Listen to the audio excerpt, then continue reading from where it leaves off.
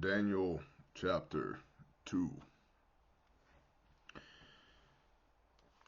Have a lot of ground to cover in Daniel 2, so we will do our best. In the second year of the reign of Nebuchadnezzar, the king of Babylon, had dreams, and his spirit was so troubled that his sleep left him. The king gave orders to call the magicians and the astrologers and the practicers of witchcraft, all of which get hit with a rock per the Torah, including this fly that's flying around, which is in of itself an incredible feat of biology considering how cool it is in the house this morning. So the king calls all of his people who should be hit with a rock.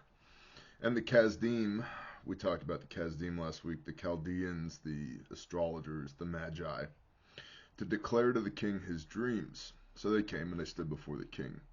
And the king said to them, I have had a dream, and my spirit is troubled to know the dream. And the Kasdim spoke to the king in Aramaic, O king, live forever. Relate the dream to your servants, and we shall reveal the interpretation. And the king answered and said to the Kasdim, My decision is firm. If you do not make known the dream and its interpretation to me, your limbs shall be taken from you, and your houses made dunghills. But if you reveal the dream and its interpretation, you shall receive gifts and rewards and great esteem from me. So reveal to me the dream and its interpretation. They answered again and said, Let the king relate to his servants the dream, and we shall reveal its interpretation. The king answered and said, I know for certain that you would gain time, because you see that my decision is firm. If you do not make known the dream to me, there is only one decree for you. For you have agreed to speak lying and corrupt words before me till the time has changed. So relate the dream to me, then I shall know that you shall reveal its interpretation to me.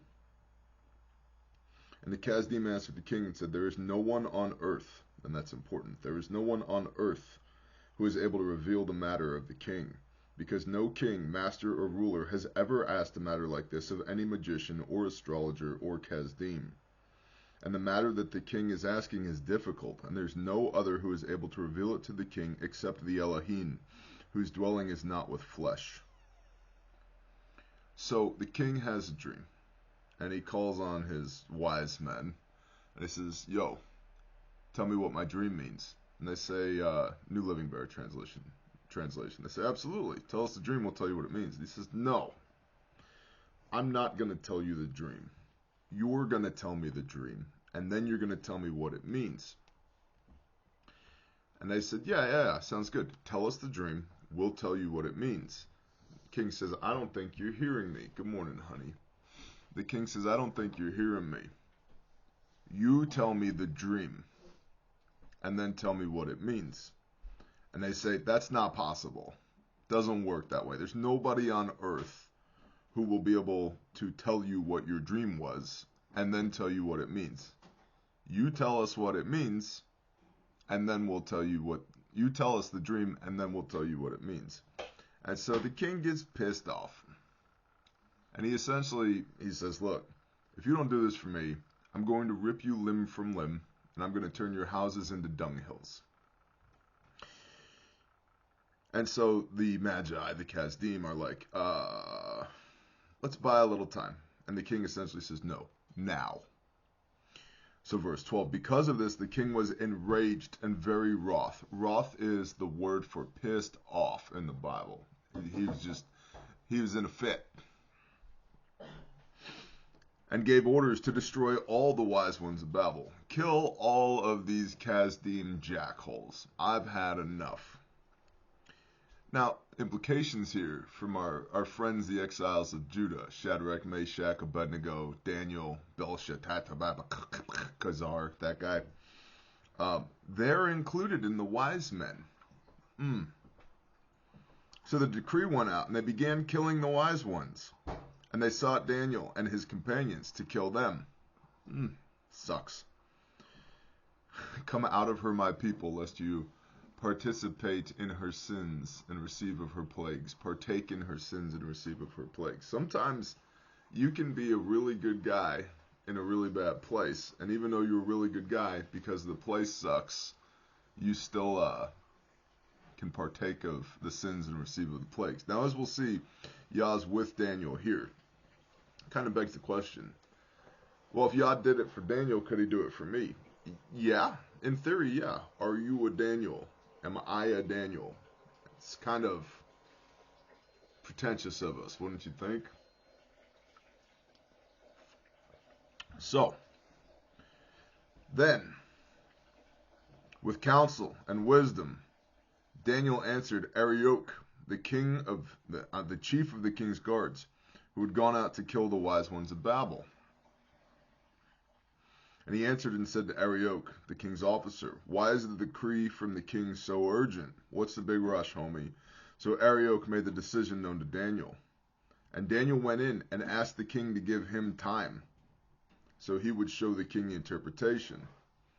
Remember, the Kasdim asked for time, and the king was like, now. Daniel goes into the king and says, hey, give me a little bit of time. And Daniel went in and asked the king to give him time, and he'd show the king the interpretation. And we assume the king said yes, because the next line is, then Daniel went to his house. The next line is not, and then Nebuchadnezzar tore Daniel limb from limb. So this is an illustration of SILS, stop, look, listen, smell. Stimulus, pause, response. Hey, pump the brakes a little bit. And so with Daniel, in this chapter and throughout the book of Daniel, and we're going to get into the vision that Nebuchadnezzar has here, because it's the entire reason for this chapter.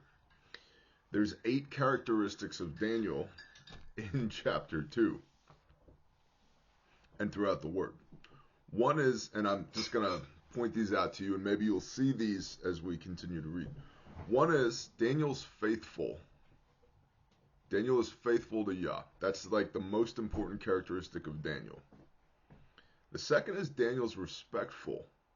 Remember, he previously in chapter 1 asked Arioch, he's like, hey, we don't eat swine and stuff offered to idols. Can we have vegetables and water instead? And Arioch's like, dude, you're going to look like crap. The king's going to see you look like crap. Then he's going to lop my head off. This Nebuchadnezzar guy's not a great guy. You know, he's tearing Kasdim limb from limb, cutting people's heads off. I don't really want to deal with all that. And Daniel's like, Roger, tracking.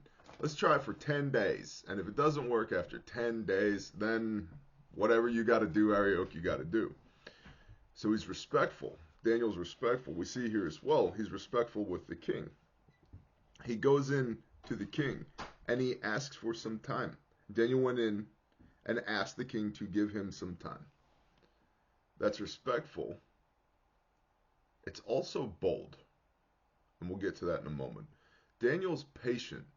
Remember, for 3 years he was in training with the Babylonians, the Chaldeans, the Kasdim, to be able to stand in the court. And during that 3 years of time in exile, as a man of the tribe of Judah, which we'll see is important as well. That tribe of Judah thing's really important, that Yah used a man of the tribe of Judah to deliver this interpretation of the dream to Nebuchadnezzar, because there's another man of Judah coming that's tied up in this vision. So Daniel's patient. He's wise. He's very wise. And we'll see Daniel goes on in verses 21 and 23 to espouse the wisdom of Elohim, and he gives credit that the wisdom that he has isn't his, it comes from Elohim. So he's humble as well. Daniel's also intelligent. We know that he's a smart cat because he was chosen amongst the exiles of Judah to be in the presence of Nebuchadnezzar in the first place. So he's got it going on upstairs. And that's important because if you're in a court with a king where the wrong word will get your limbs ripped off, knowing what to say, how to say it, when to say it, how to act in certain company without compromising your morals and ethics, without compromising your faith in Elohim, really important. Daniel's fearless. He's bold. He's in the presence of Nebuchadnezzar. And as we'll see, this is not the first time that he's going to have some strong words for Nebuchadnezzar. He's fearless. Why? because he serves Elohim, who created the heavens and the earth. Nebuchadnezzar may be being used as a subcontractor for Yah in this moment, but he's not Yah. And Daniel knows that, and so he's respectful to the king, but he's honorific of the creator. And that's a real important nuance. Daniel's selfless. He looks out for his brethren, Shadrach, Meshach, Abednego, over and over and over again. It's not just about Daniel and his well-being in this situation. It's about Daniel and his homies. And that's a very important characteristic. Am I my brother's keeper? Yes, I am my brother's keeper. And lastly, again, Daniel's humble. So, 8 characteristics of Daniel that we're seeing fleshed out here in the book of Daniel. He's faithful. He's respectful. He's patient. He's wise.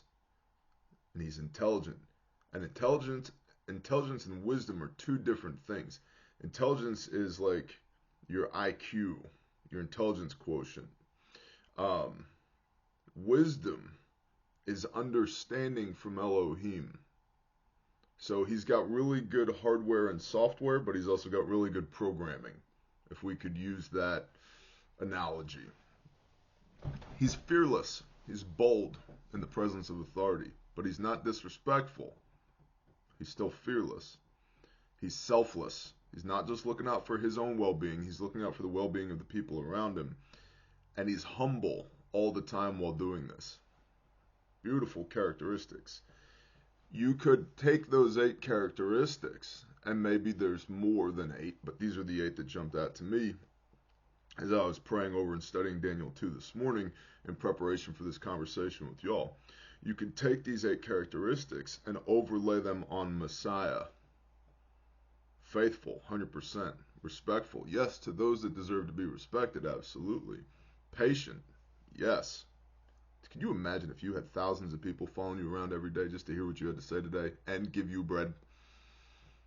Dude. Wise, 100%. Wise.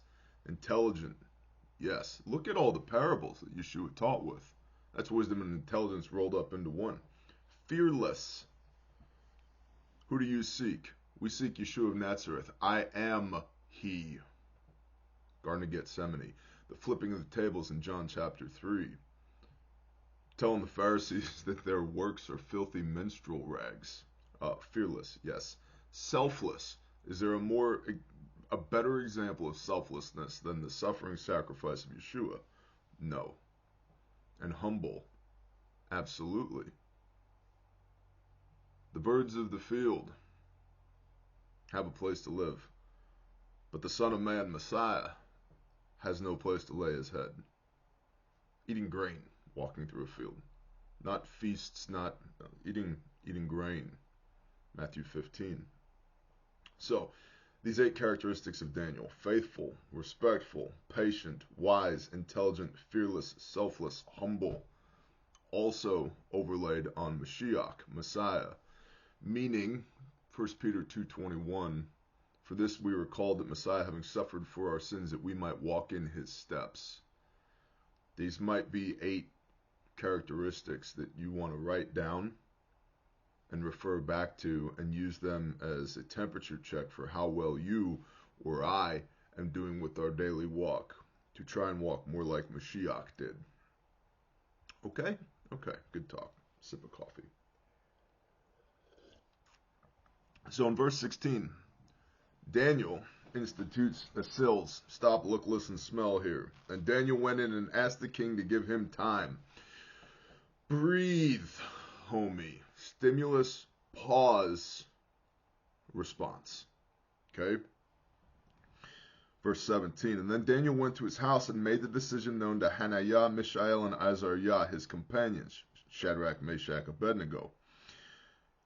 He made it known to his companions. Why? Verse 18, to seek the compassion of Elah, Elohim, Yahweh your Elohim, of the heavens concerning the secret. Corporate prayer? In the mouths of 2 or 3 let a thing be established? Part of why one should maintain relationships with their homies? Yeah, because 2 of you shall put 10,000 to flight. Implied task, have at least 2 of you. In the mouths of 2 or 3, let a thing be established. To seek compassion from Elah of the heavens concerning the secret, so that Daniel and his companions should not perish with the rest of the wise ones of Babel. What's their end goal here? Let's provide wisdom and understanding to Nebuchadnezzar to give glory to Yah so that we are not destroyed in this Babylonian exile. Tracks. It's a pretty good prayer, if you're asking me. Then, 19, the secret was revealed to Daniel in a night vision. Not nods, not PBS 31s. He had a vision in the middle of the night. And Daniel blessed the Elah of the heavens.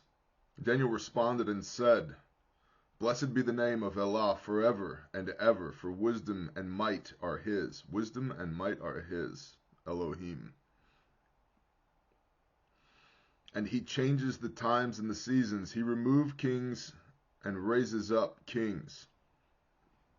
That's foreshadowing about this vision. He gives wisdom to the wise and knowledge to those who possess understanding. Proverbs.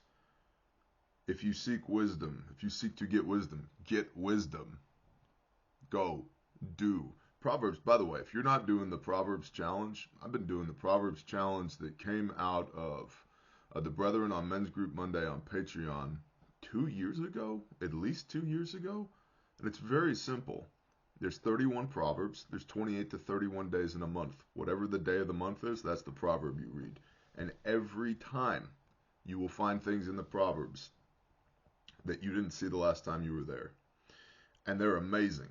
And once you start to internalize and understand the Proverbs, which are the teachings of King Solomon written to his son, so that his son can be a wise king in the line of King David. And once you realize that Messiah is a wise king in the line of King David, and you look at the Proverbs, and then you look at the teachings of Messiah, there's so many parallels. It would take me 19 hours on camera just to go through and compare and contrast the parables and the teachings of Yeshua against the Proverbs of Solomon.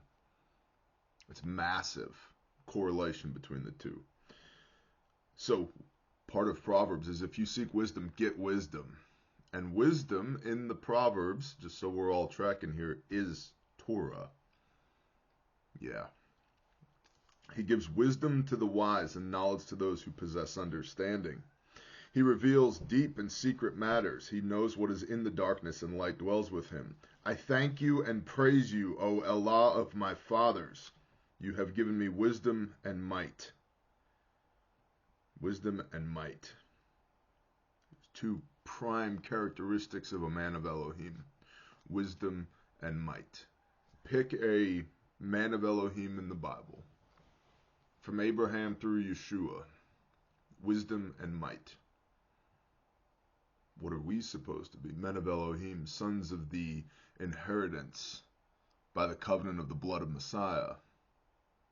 Wisdom and might. Pretty important. You have given me wisdom and might, and now have made known to me what we asked of you. What we asked of you. Again, corporate prayer with his homies. For you have made known to us the king's matter. Could you imagine?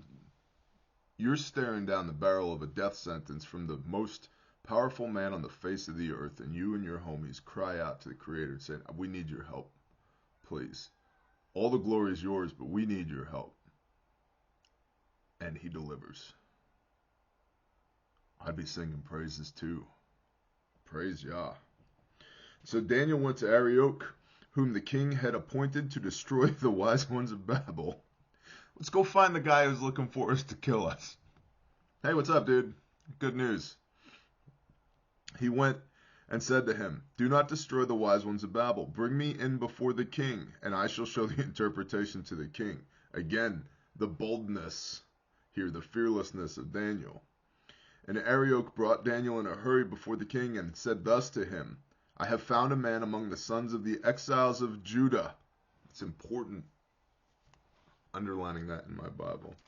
Among the exiles of Judah. Who does make known to the king the interpretation. And the king answered and said to Daniel, whose name was Belteshazzar, are you able to make known to me the dream which I have seen and its interpretation? This is a two-part question. Same two-part question asked of the Kasdim. And remember, please, if this is the first time you're seeing this content, the first time your eyeballs have landed on this, I asked you politely in last week's video of Daniel chapter 1, please read the entire book of Daniel. Okay, it's only 11 chapters, y'all. I believe it's only 11 chapters. Let me confirm before my mouth overtakes me. Yeah, it's 11 chapters. Guys, it's a handful of pages. 1, 2, 3, 4, 5, 6, 7, 8. Call it 10 pages. I want you guys and girls to read this for yourself. Always, please don't just take my word for it. Always see it with your eyeballs. Okay? And so, if this is not the first time you've read this, which hopefully it's not, and if it is the first time you read it, okay, resolve to do better. Read more of the Bible. Remember, we just talked about this. This is the same question that the king at the beginning of chapter 2 asks the Kasdim. The dream and the interpretation. Both. And so Nebuchadnezzar, he might be a Babylonian scumbag who apparently has violent tendencies, but he is consistent. So asks Daniel the same question. Are you able to make known to me the dream which I have seen and its interpretation? Both. Daniel answered before the king and said, the secret which the king is asking, the wise ones, the astrologers, the magicians, and the diviners are unable to show it to the king. But there is an Elah in the heavens who reveals secrets. But I am. What shall I call you? Moshe asks him. I am that I am. Why are you trying to put labels on me, homeboy? I am. But there is an Elah in the heavens who reveals secrets. Why Elah rather than Elohim? Because we're in the Aramaic, not the Hebrew here. There is an Elah in the heavens who reveals secrets, and he has made known to King Nebuchadnezzar what is to be in the latter days. Okay? That's really important too. Let's underline that one. Your dream and the visions of your head upon your bed were these. So, first, let me tell you what the dream is, O king. As for you, O king, on your bed, your thoughts came up. What is going to take place after this, in the latter days? And he, Yahweh, who reveals secrets, has made known to you what shall be after this. As for me, this secret has not been revealed to me because I have more wisdom than anyone living, but for our sakes, so that you don't kill me and my homies, but for our sakes who make known the interpretation to the king, that you should know the thoughts of your heart. You, O king, were looking on and saw a great image. This great image, and its brightness excellent, was standing before you, and its form was awesome. The image's head was of fine gold, its chest and arms of silver, and its belly and thighs of bronze. Its legs of iron, its feet partly of iron, and partly of clay. And you were looking on until a stone was cut out without hands, and it smote the image on its feet of iron and clay, and broke them in pieces. Then the iron, the clay, the bronze, the silver, and the gold were crushed together, and became like chaff from the summer threshing floor. And the wind took them away, so that no more trace of them was found. And the great stone that smote the image became a great mountain, and filled all the earth. So there's the image. Now the interpretation. And believe me, we're going to come back and dissect what we have going on here. So we will read, let's say, from 36 through the end. It's about a column of text, 36 through 49. And then we will come back and unpack this. This is the dream and its interpretation we declare before the king. Again, inclusive of his homies. You, O king, are a king of kings. For the Elah of the heavens has given you a reign, power and strength and preciousness. Even this in the face of Nebuchadnezzar, saying, you are a king of kings. Not the king of kings. You're not Yeshua. We'll get to that in a moment. You are a mighty man, Nebuchadnezzar, but the kingdom you have was given to you by Elohim. These are not small words to be speaking to the most powerful men on the face of the earth, especially the pagan Babylonians and all their false gods. You have power, O king, but you have power because Elohim allowed you to have power. Taking the focus off of Nebuchadnezzar and putting it back where it belongs, back on Elohim. For Elah of the heavens has given you a reign, power and strength and preciousness, and wherever the children of men dwell, or the beasts of the field and the birds of the heaven, he, Elohim, has given them into your hand and has made you ruler over all of them. You, Nebuchadnezzar, are the head of gold. So Nebuchadnezzar has this image. It's a dude, and head of gold, chest and arms of silver, thighs and legs of bronze, feet of iron and clay. And he's standing there looking at this going, what does it mean? And then this stone out of a mountain comes and just crushes all of them. And this whole image of man and precious metal and dirt. Yeah. Dirt, clay. It's smashed to smithereens and blows away like the wind. And then the stone becomes a mountain that takes over the entire world. I'd probably want to know what that meant too. So Nebuchadnezzar, on this image, this man, this idol, you are the head of gold. After you rises up another reign lower than yours. This is the silver. And the third reign of bronze. This is the legs that rules over all the earth. And the fourth reign is as strong as iron, because iron crushes and shatters all. So, Bronze Age, Iron Age. So like iron that breaks in pieces, it crushes and breaks all of these.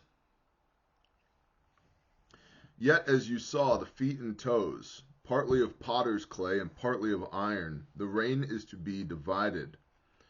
But some of the strength of the iron is to be in it, because you saw the iron mixed with muddy clay.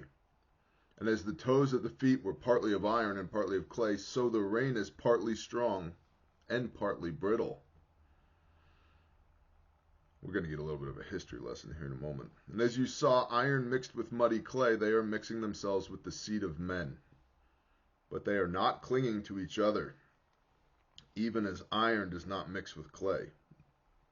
And then of the days of these kings of the Elah of the heavens shall set up a reign, which shall never be destroyed, nor the reign pass on to other people. It crushes and puts to an end all of these reigns, all these kingdoms, and it shall stand forever. Because you saw that the stone was cut out of the mountain without hands. That's critical. Without hands. The stone cut out of the mountain without hands. We're going to come back to that. And that it crushed the iron and the bronze and the clay and the silver and the gold. The great Elah has made known to the king what shall be after this.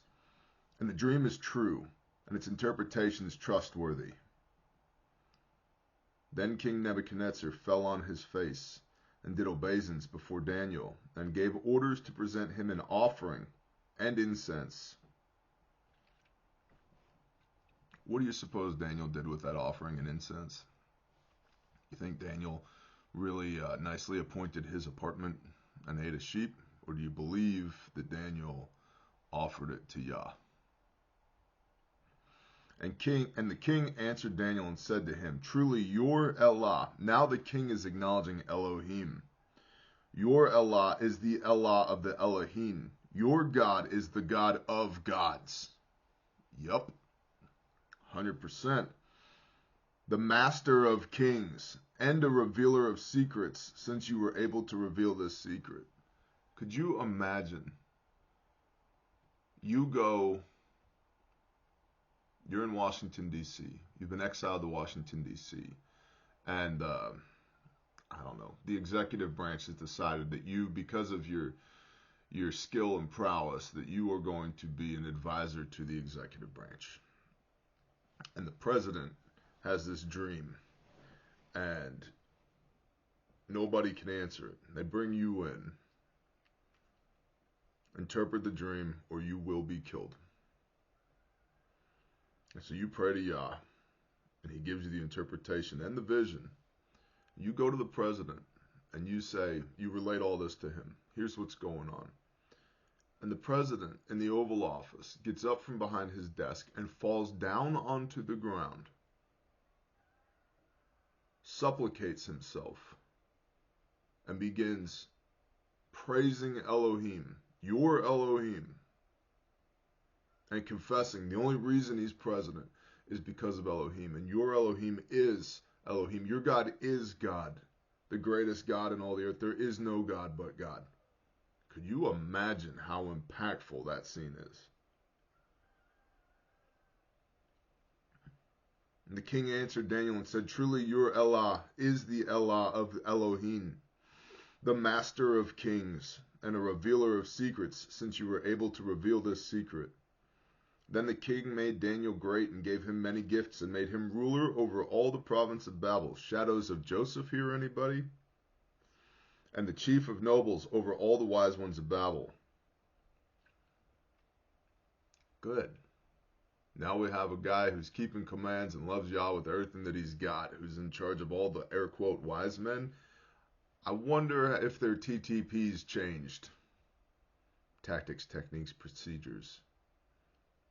Probably don't have to worry about what we got to eat anymore, just as a minimum, right? And as we'll see, it doesn't quite stick later in the book of Daniel.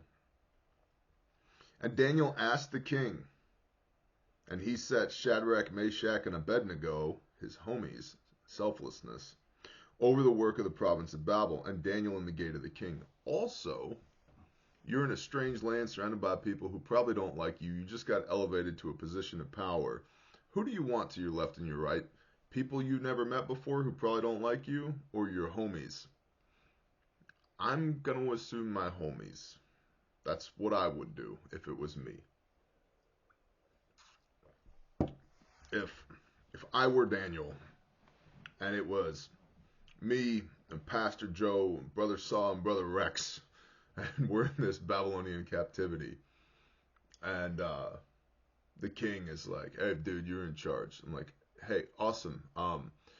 Listen, while we're at it, I would really like it if PJ was in charge of this stuff and Saul was in charge of this stuff and Rex was in charge of this stuff. Because now I have a quorum. Now I have a council.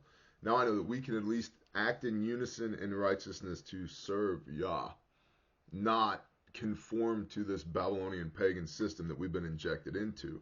And think of the witness and testimony that creates for all the other Babylonians. The king has fallen down and is doing obeisance to Elohim. And the guys that they brought in who answered this dream that nobody else in the land, out of the mouth of the Kasdim themselves, they confessed it. This is not possible for man. And Daniel's like, yep, you're right. It's not possible for man. All things are possible with Elohim. Yeah, I'd put my homies to my left and my right too, if it were me. So, history time. Alright, so starting in, roughly verse 31.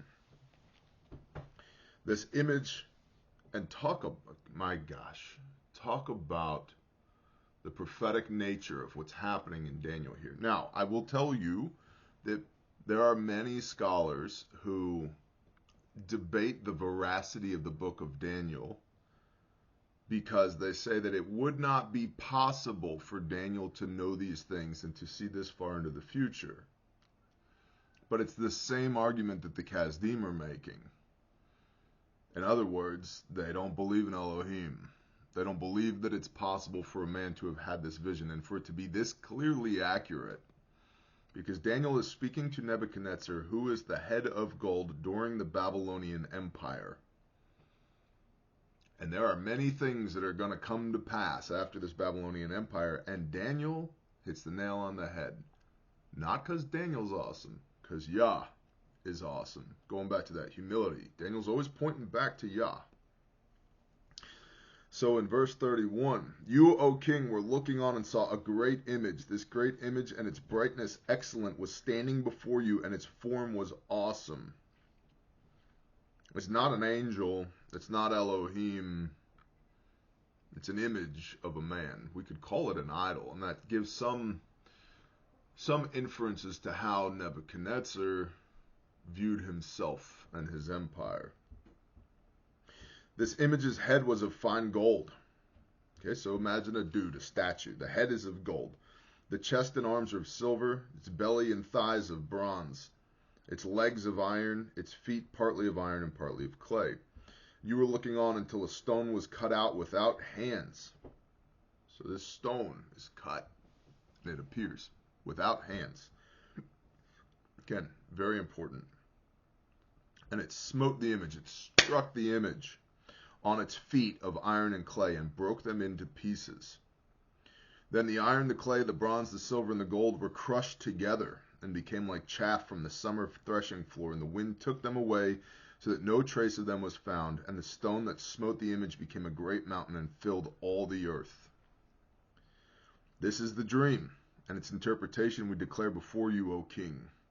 You, O king, are a king of kings, for the Elah of the heavens has given you a reign, power, and strength, and preciousness. Wherever the children of men dwell, or the beasts of the field, the birds of the heaven, he, Elohim, has given them into your hand, and has made you the ruler over all of them. You are the head of gold. Nebuchadnezzar and the Babylonian Empire are the head of gold. And after you rises up another reign lower than yours. This is the chest and arms of silver. This is the Medo-Persian Empire, the Medes and the Persians, Iranian roughly. Now, we will see shortly after the time of Daniel and Nebuchadnezzar, a guy named Cyrus rises up. Cyrus was a Persian, the Persian Empire. Arguably the Medes' historicity, as the Medo-Persian Empire developed and continued, the Medes became less and less important. The Persians became more and more important. I'm not a historian, by the way, but I've done 19 seconds of research before this video. So Cyrus the Great rises to power. This is the Medo-Persian Empire, and there are different interpretations to this. Some say it's the Medes and then the Persians. Some say the Persians, blah, blah, blah. Daniel saw this. The chest and arms of silver. Cyrus the Great, a great ruler. Comparable at a minimum to Nebuchadnezzar and the Persian Empire. That's the chest and arms of silver.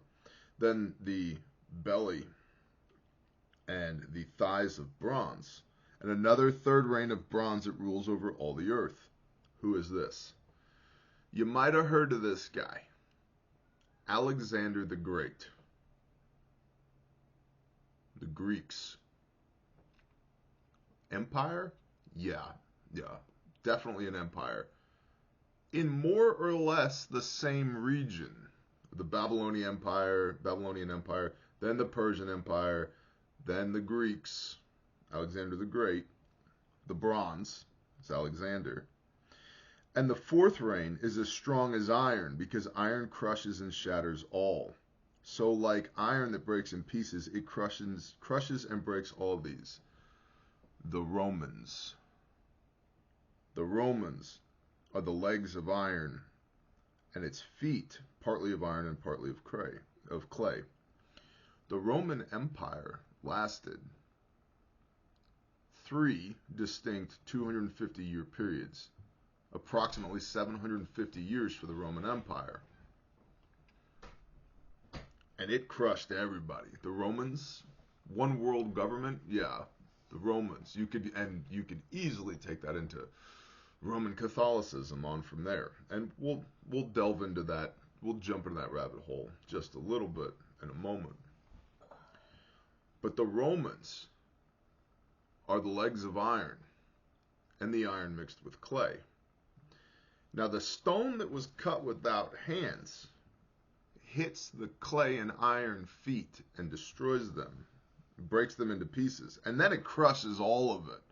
The head of gold, the Babylonians, the Medo-Persian Empire of silver, the Greeks and the bronze, the Romans and the clay, and the iron and clay feet. The stone cut without hands destroys all of them and wipes them away. And then what happens? That stone, verse 35, that stone that smote the image became a great mountain that filled all the earth. All right. Look at verse 41. Yet as you saw the feet and the toes, partly of potter's clay and partly of iron, the rain is to be divided. But some of the strength of the iron is to be in it, because you saw the iron mixed with muddy clay. And as the toes of the feet were partly of iron and partly of clay, so the rain is partly strong and partly brittle. Late Roman Empire. And as you saw iron mixed with muddy clay, they themselves are mixing with the seed of men. Now, you could take that and say, oh, this is because of the rampant homosexuality and perversity in the late Roman Empire. Yeah, or you could say that they've lost, mixing with the seed of men, that they've lost their divine inspiration. Now, out of this, mixing with the seed of men, but they are not clinging to each other. How many different territories, different distinct people groups were inside of the Roman Empire? They're not clinging to each other. Even as iron does not mix with clay. And in those days of the kings, in the days of these kings, the late Roman Empire, the Elah of the heavens shall set up a rain which shall never be destroyed, nor the rain pass on to other people. It crushes and puts an end to all these rains, and it shall stand forever. Verse 44 is directly prophetic of Messiah. The kingdom never destroyed is founded when the stone cut without hands, Messiah.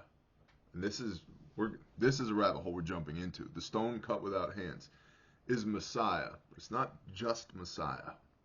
Well, it is, but not in your standard Big C Christian understanding of Messiah. And we're going there in just a moment.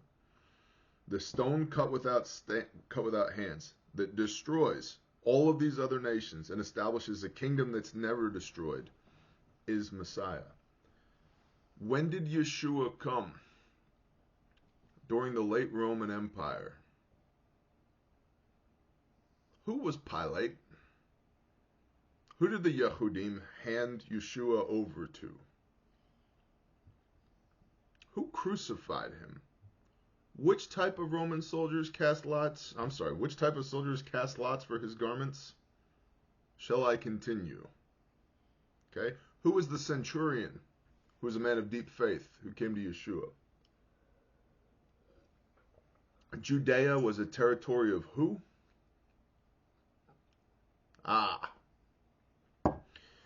The kingdom that is never destroyed.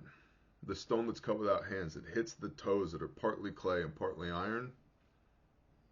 The kingdom that's never destroyed is the act of the first coming of Mashiach as the suffering servant, Mashiach ben Yosef, the archetype of Joseph from the book of Genesis, to suffer and atone for the sins of the Father's people.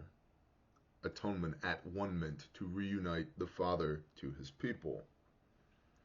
The kingdom that's never destroyed is Yeshua's second coming during, and here's where, get the tinfoil, jump into the rabbit hole, here's where things get super interesting.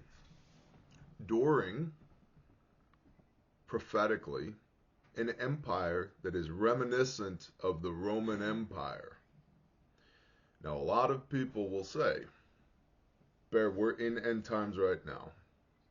I disagree with that, because if we are in end times right now, John, Yochanan, really exaggerated in the book of Revelation. It's arguable that we are on the cusp of end times right now. And I was just talking to Grandma about this yesterday. There are a bunch of preachers and pastors and priests out there saying that, I've watched one guy just a couple days ago saying that by his best reckoning, we have 3 to 5 years before end times begin. Well, I would refer you to Matthew chapter 24. No man knows the day or the hour, says Messiah. Roger that. He does say, though, therefore wait and be watchful. Okay. Tracking. We can wait. Patience is a characteristic of Daniel. Be watchful, be wise. Another characteristic of Daniel. 100%. But the moment you see anybody banging a fist on their Bible and saying, in the name of God, the apocalypse starts in 4 years, run. Because we know from the mouth of Moses in Deuteronomy that when somebody prophesies in the name of Elohim and it does not come to pass, that prophet is a false prophet, and you shall not fear them. I believe it's Deuteronomy 18. Yeah. 18:19. And it shall be, the man who does not listen to my words which he speaks in my name, I require it of him. But the prophet who presumes to speak a word in my name, which I have not commanded him to speak, or who speaks in the name of other mighty ones, even that prophet shall die. And when you say in your heart, how do we know the word which Yahweh has not spoken? When the prophet speaks in the name of Yahweh, and the word is not, or comes to naught, that is the word which Yahweh has not spoken. The prophet has spoken it presumptuously. Do not be afraid of him. And the Hebrew connotation of fear is deeply respect. Do not respect that person. Now, back to the prophet Daniel. All these things have come to pass. Was there a Babylonian Empire? Yup. Was there, did Cyrus the Great rule Medo-Persia? Yup. Did Alexander rule the Greek Empire? Yup. Was there a Roman Empire? Yup. Did it start as iron and then become brittle as clay? Yup. Was a kingdom established in the late Roman Empire by a stone cut without hands? And people will say, and they do say, that this has to do with the virgin birth.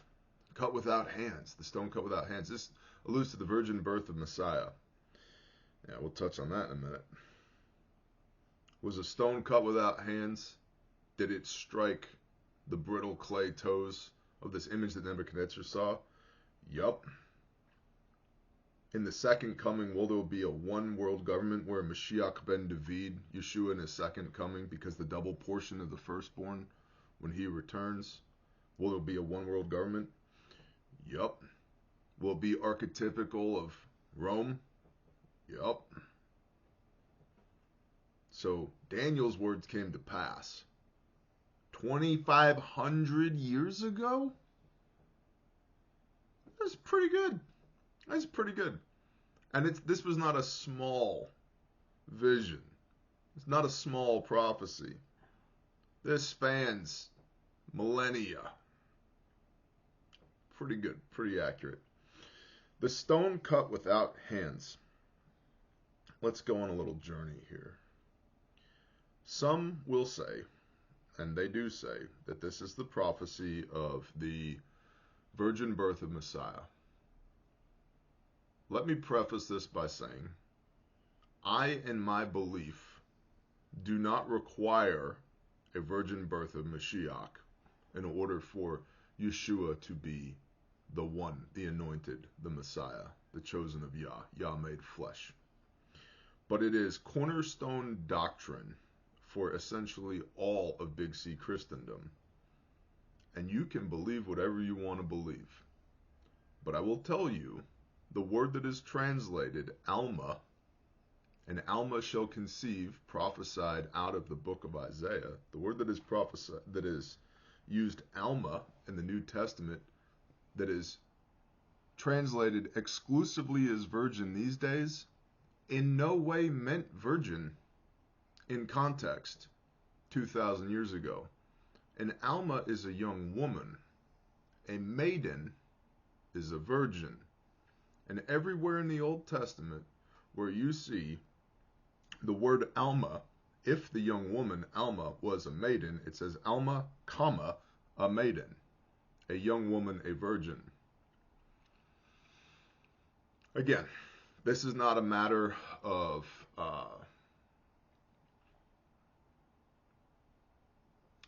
it's not a matter of salvation for me. And I've realized I'm going to get all the comments from you, and I just want to preface this by saying I don't want them. I don't want to argue with you in the comments. I'm asking you to do your own research on this. See, because there's another word, betula. Betula, we can go to in the end of the book of the scriptures, explanatory notes. Let's go to B, betula. Well, it doesn't have it in here. Does it have Alma in here? I think so. in the back?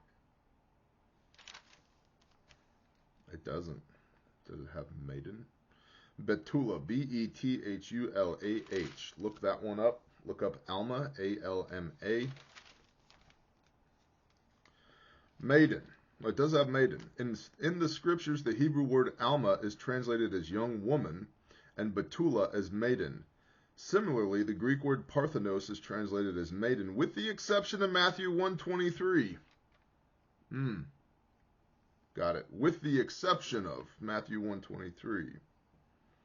None of the Hebrew and Greek words can be translated exclusively as virgin or non-virgin. Here follows a complete list of the occurrences. Alma, Betula, etc., etc. The reason I would push back against this is twofold for the concept of a virgin birth. One is, and it, again, not an issue of salvation, only tertiary to the story of Daniel that we're discussing here. The first reason is Tammuz. Pagan false god Tammuz, T-A-M-M-U-Z. And we know early in the history of the church, a lot of pagan traditions were scabbed onto, bolted onto worship of Mashiach, worship of Messiah. And a lot of things that are not biblical were smashed into the belief in Mashiach, the belief in Christ. 200 AD being the earliest, definitely got going by the 300s. And there's a lot of iconography and tradition from the pagans that got smashed into early Christian worship that has led to a lot of the false or inaccurate worship today. So Tammuz, T-A-M-M-U-Z. And if you haven't done your research on that, please do not leave a single comment until you have. Alma, Betula, Tammuz. The second is Matthew chapter 1. Matthew chapter 1 is a genealogy of Messiah, of Joseph. And it's Joseph's bloodline that has the blood of King David in it. And in order for Mashiach to be the prophesied king from the Old Testament, he has to be in the bloodline of Joseph. The bloodline of Joseph. Why, if Joseph didn't provide any material to Miriam, to Mary, why is there an exhaustive genealogy from Adam to Yeshua in Matthew chapter 1? It's the first words in the New Testament. Again, not an issue of salvation. Don't want to argue with you about it, but it's worth looking into. So the stone that was cut without hands, this is Yeshua, but it is Yeshua in the following sense. Let's do this. Exodus 23. The stone cut without hands. It establishes this kingdom that is never destroyed and shall reign forever, and destroys all these other kingdoms, the Babylonians, the Persians, the Greeks, the Romans, the one world government that comes in end times. It destroys all these. Clearly that's Yeshua. But without hands is the part that jumps out to me. This prophecy of Daniel, everything else that came to pass here. And why do I bring up a virgin birth? Because the argument is made that this prophesies to the virgin birth of Messiah. That's not what this says.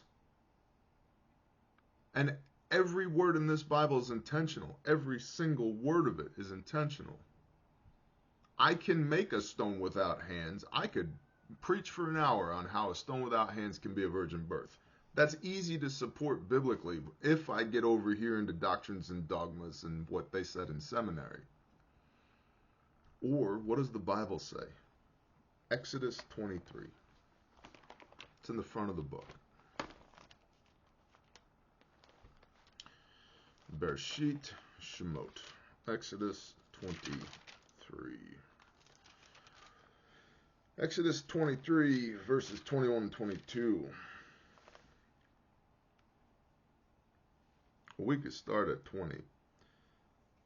Yahweh speaking, see, I am sending a messenger, capital M, messenger before you, to guard you in the way and to bring you into the place which I have prepared. Be on guard before him, capital H, him, Yeshua, and obey his voice. Do not rebel against him, for he is not going to pardon your transgression, for my name is in him. He will not, Yeshua will not pardon your transgressions if you rebel against him, if you do not obey his voice. But if you diligently obey his voice and shall do all that I speak, if you obey the voice of Messiah and shall do all that Yah speaks, then I shall be an enemy to your enemies and a distresser to those who distress you. Copy. Exodus 24, verse 12. Look at this. And Yahweh said to Moshe, come up to me on the mountain and be there, while I give you tablets of stone and the Torah and the command which I have written, to teach them. Half a chapter away from Exodus 23. I'm sending you a messenger.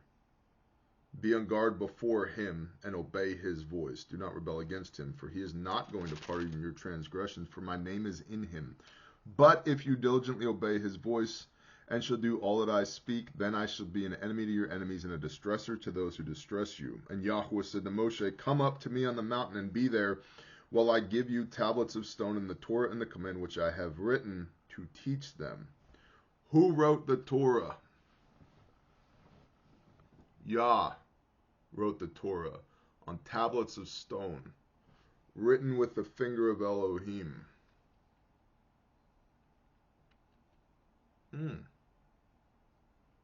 Now the second set of tablets, Yah tells Moshe, cut 2 more, because you broke the first ones. The first ones, return to your first love. Remember that from the book of Revelation? First ones, tablets of stone, cut without hands.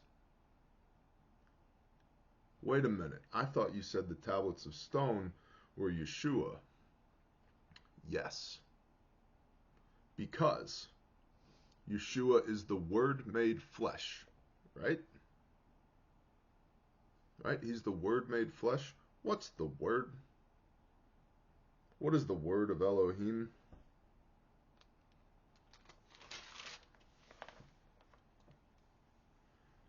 Be on guard before him and obey his voice, the Word. What is the Word of Elohim?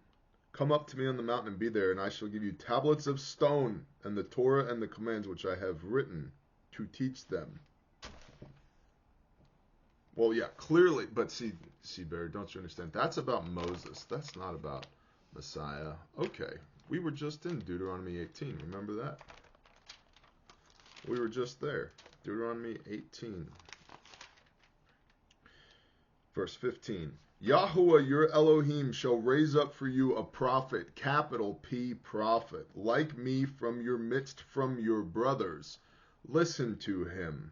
According to all you asked of Yahuwah your Elohim in Horeb in the day of assembly, the day the Torah was given, saying, let me not hear again the voice of Yahuwah my Elohim, nor let me see this great fire any more, lest I die. And Yahuwah said to me, what they have spoken is good. I shall raise up for them a prophet like you out of their midst of their brothers, and I shall put my words in his mouth. Capital W. Words in his mouth, and he shall speak to them all that I command him. Yeshua taught Torah, folks. In him there was no sin. Sin is transgression of the law. 1 John 3, verse 4. Sin is transgression of the Torah. He never sinned, which means he never transgressed the Torah. He paid for your sins, which is every time you transgress the Torah. Shall we sin, transgress the Torah, so that grace may abound? No, God forbid. Words, stone tablets, cut without hands. I shall put my words in his mouth. Deuteronomy 18. What about John chapter 1? Let's let Yochanan speak to us. Acts, John 1. In the beginning was the Word. Which word was in the beginning? Because I don't know if you know this, Matthew chapter 1's not in the beginning. What's the Torah? Genesis, Exodus, Leviticus, Numbers, Deuteronomy. What's the first book of the Bible? Genesis. In the beginning was the Word, capital W, Word. And the Word was with Elohim, and the Word was Elohim. Wait a minute. I thought John chapter 1 was talking about Jesus. It is. He, capital H, the Word is a He, was in the beginning with Elohim. All came to be through him, and without him not even one came to be that came to be. In him, he, was life, and the life was the light of men. In him was life, and the life was the light of men. Proverbs 6:23, your Torah, your command is a lamp, and your Torah is a light unto my feet, the light of men. Matthew 19:17, if you wish to enter into life, in him was life. If you wish to enter into life, guard the commands. In the beginning was the Word. Yeah.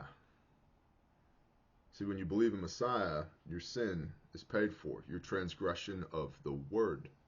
You shall not continue to transgress the Word. Shall we sin all the more so that grace may abound? No, God forbid. In him, Yeshua, there was no sin. Transgression of the Word, the Torah. I'm showing you this on both sides, the Old Testament and the New Testament, so hopefully this is making sense to you.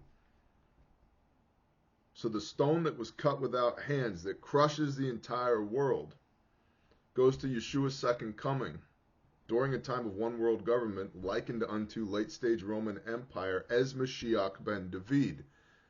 The prophesied Old Testament Mashiach ben David is a righteous king in the line of King David, Matthew chapter 1, genealogy of Joseph and Yeshua, who restores the father's people, Israel, Genesis 32, whom you are grafted into, Romans 11, verse 16, by restoring the Torah, the Word, the stone cut without hands that smashes every other kingdom and establishes a kingdom that reigns forever. Which brings us to Revelation 19, one of my favorite books in the entire Bible. 19:16, and on his robe, Yeshua, on his robe and on his thigh, he has a name written, King of Kings and Master of Masters. King of Kings. Yeah, he's not Nebuchadnezzar, he's not Cyrus the Great, he's not Alexander, he's not a Roman Caesar. He's the King of Kings. A righteous king. What's righteousness? Luke 1 verse 6, blamelessly walking in the commands. A righteous king in the line of King David. Matthew chapter 1. Genealogy. And now this stone that was cut without hands becomes a mountain and engulfs, takes over, becomes the entire world.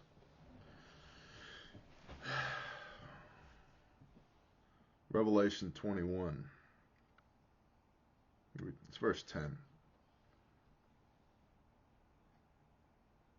And he, the angel, carried me, John, Yochanan, away in the Spirit to a great and high mountain, and showed me the great city, the set-apart city, Jerusalem, descending out of the heaven from Elohim, having the esteem of Elohim, and her light was like the most precious stone, like a jasper stone, clear as crystal. I could go there, but I won't. And having a great and high wall, having 12 gates, and at the gate 12 messengers, and names written on them, which are those of the 12 tribes of the children of Israel. And if you're saying, well, that's great, Bear, but the Torah, we don't have to do the Torah. It was nailed to the cross. How many times have we talked about this in videos? Read Colossians 2:14. Doctrines and dogmas of men were nailed to the cross, not the Torah. Why does Yeshua rebuke the Pharisees, the Sadducees, the scribes, and the high priests? Because what they were teaching wasn't Torah. It was rabbinic Talmudic Judaism resulting from their exile in Babylon here in Daniel with Nebuchadnezzar. influenced by the Kasdim, the Chaldeans. Not Yah's perfect word. Not Yah made flesh, Yeshua. Not John chapter 1, in the beginning was the Word. That's not what they were teaching, which is why Yeshua was rebuking them. It's why in the beginning of Revelation, he rebukes the churches and says, return to your first love. Do what you know to do. Do the Torah. It's why the young wealthy man says to him, what shall I do, Matthew 19:17, to enter into life? And Yeshua says, guard the commands. The young man says, which ones? He says, which ones? Because the rabbis weren't teaching Torah. They were teaching the Talmud, based upon Babylonian paganism. And that's why Yeshua answers with Torah. Exodus 20 and Leviticus 19. That's what he answers with. It's Exodus 20 and Leviticus 9, Deuteronomy 6 and Leviticus 19, that when the Pharisees come to him and they say, Rabbi, what's the greatest command in all the Torah? Well, whose Torah? Man's Torah? Rabbinic Judaism? Or the Pentecostals? Or the Lutherans? Or the Baptists? Or Yah's Torah? Love the Lord your God with everything you've got. Deuteronomy 6 verse 5. And love your neighbor as yourself. Leviticus 19 verse 18. On this hangs all the Torah and the prophets. And here's the crux of the issue. We do not do works to gain salvation. We do works because we have salvation. 1 Peter 2:21. New Testament, Peter. For this you were called, that Messiah, having suffered for your sins, that you might walk in his steps. That in him there was no sin. There was no lawlessness in Messiah, and you were supposed to walk as he walked. Which means what? Don't be lawless. We do the works out of obedience and thankfulness to walk as Mashiach walked, not to earn our way into heaven. But, Revelation. Here's the endurance of the saints, those that have a testimony of Yeshua HaMashiach and keep the commands. It's both. Testimony of Yeshua first, so that you can walk like him to keep the commands out of obedience and thankfulness, not as works of salvation. Because it doesn't matter how well you do them or I do them, your works are still filthy rags. Thanks, Shaul of Tarsus. But you do them anyway. Because it's the right thing to do. Because it's the rules of the household that you were redeemed back into by the blood of Messiah. Dad's rules. Because Dad said so. And the Torah is the preservation of life. How do I know the Torah is the preservation of life? Well, not only does it say it over and over again in the Bible, but how about from the words, the mouth of Messiah, in the end of the book, the last chapter, Book of Revelation, chapter 22, verse 12. And see, I, Yeshua, am coming speedily, and my reward is with me to give to each according to his work. I'm the Aleph and the Tav, the beginning and the end, the first and the last. Blessed are those doing his, Yahuwah's commands, so that the authority shall be theirs unto the tree of life, and to enter through the gates into the city. So you can cry works-based theology all you want, but you're denying the words of Messiah when you do. And that is Daniel chapter 2. Y'all have a blessed day. Watch your comments. I don't want to argue with any one of you. If you don't have something profitable or thankful or grateful to say, keep it to yourselves. Shalom.